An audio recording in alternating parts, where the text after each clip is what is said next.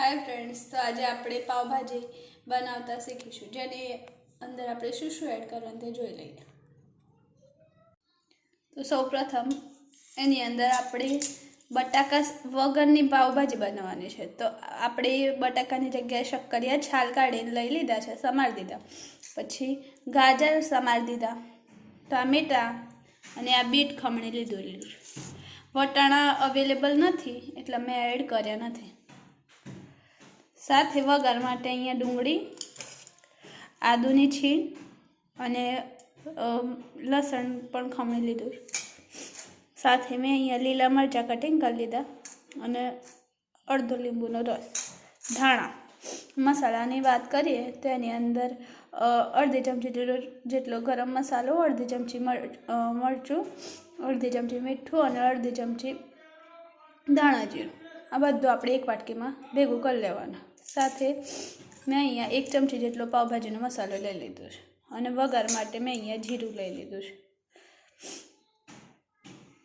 તો મેં અહીંયા કુકરની અંદર 2 ચમચા તેલ એડ કરી અને ગરમ થવા મૂકી દીધેલું છે અને ગેસ ઓન કરી દીધો છે।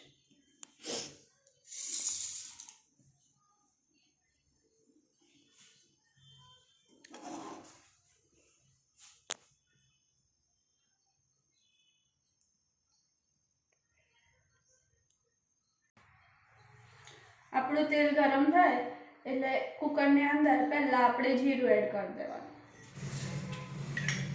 જીરું તતડે તરત જ એની અંદર જે આપણે શાક સમારી દીધું એ બધું અંદર એડ કરી દઈશું।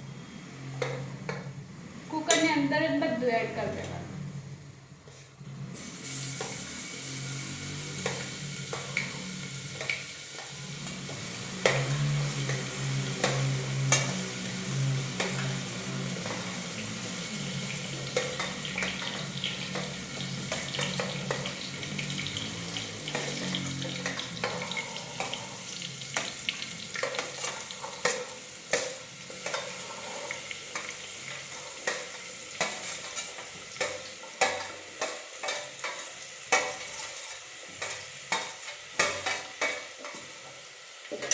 આપણે બધું શાક અંદર એડ કરી દીધું છે।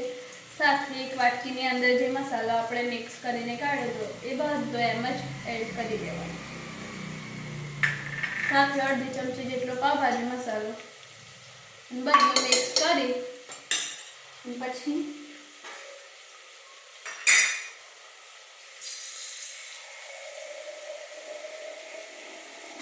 બધું મિક્સ થઈ જાય એટલે અડધો